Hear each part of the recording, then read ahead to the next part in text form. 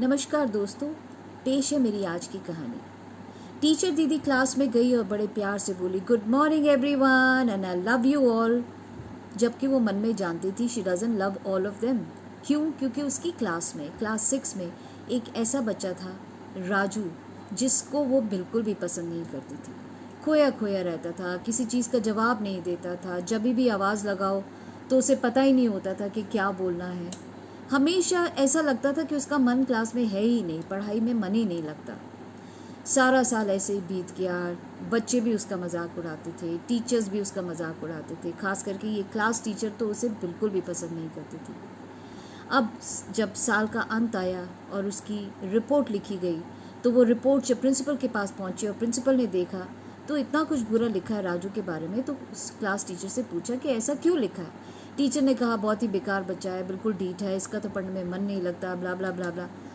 तो प्रिंसिपल ने कोई जवाब नहीं दिया, उसको बोला ठीक है, कोई बात नहीं है। जब टीचर चली गई तो प्रिंसिपल ने पिछले 2 साल की उस बच्चे की रिपोर्ट्स निकलवा के उस क्लास टीचर की टेबल पे भिजवाई।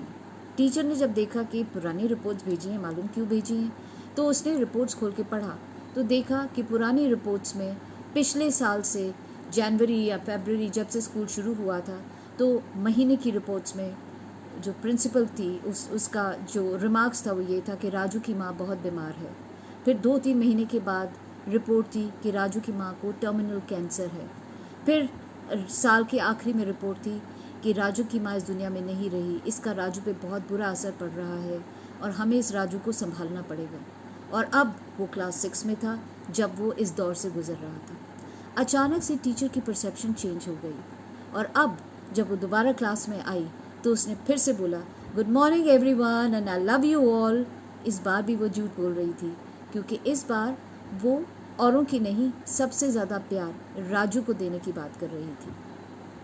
राजू को फिर खड़ा किया गया, फिर सवाल पूछा गया, फिर उसने जवाब नहीं दिया।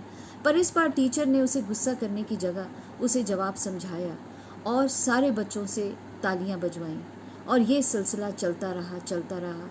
उसकी प्रोग्रेस भी आगे बढ़ती रही। राजू थोड़ा थोड़ा खुश रहने लगा, थोड़ा थोड़ा पार्टिसिपेट करने लगा और साल का अंत होते होते वो क्लास में बहुत अच्छे मार्क्स से भी पास हुआ। और अब स्कूल का आखिरी दिन था। सब बच्चे अपनी टीचर के लिए गिफ्ट्स लाए थे।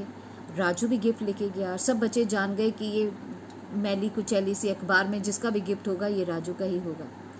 लेकिन टीचर ने सब बच्चों के गिफ्ट्स देखने के पहले उस तुड़ी मुड़ी अखबार में से जब खोल के देखा तो उसके अंदर एक कंगन था जिसके कुछ नग गिरे हुए थे और एक परफ्यूम की आधी बॉटल थी। टीचर ने फट से वो जो चूड़ी थी उसको पहन ली, वो परफ्यूम लगाई और राजू को थैंक यू बोला। और राजू ने कहा, मैम आज आपके अंदर से बिल्कुल मेरी माँ की जैसी खुशबू आ रही है। और दोस्तों, धीरे धीरे वो स्कूल भी पास कर गया। बहुत अच्छे नंबर्स से उसने अपनी ग्रेड हासिल करी और फिर एक बहुत अच्छी नौकरी के लिए वो पढ़ाई करते करते अब्रॉड भी चला गया।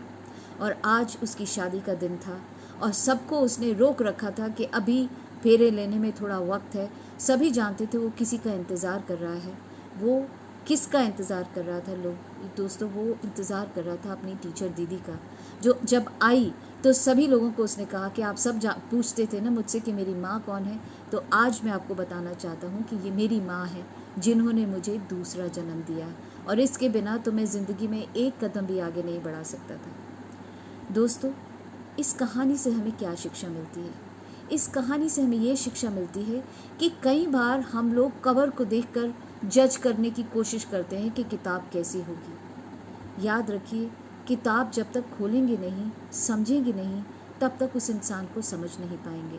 हो सकता है कि कोई ऐसा इंसान हो जो आपके कॉम्प्लीमेंट्स, आपकी इनकरेजमेंट के लिए शायद तरसता हो और शायद आपका ये करने से उसकी ज़िंदगी संवर जाए। इसके बारे में ज़रूर सोचिएगा दोस्तों। और अगर आपको मेरी कहानियाँ अच्छी लगती हैं तो प्लीज़ मेरे चैनल को सब्सक्राइब ज़रूर कीजिए। मैं नीचे लिंक भी दे रही हूँ, बेल आइकन भी ज़रूर दबाइएगा ताकि आपको मेरी नई कहानी जल्द से जल्द पहुँचे। और अगर आपको लगता है कि मेरी ये कहानी किसी और को मोटिवेट कर सकती है तो इसे ज़रूर शेयर भी कीजिएगा। Thank you very much for listening. Have a great day ahead.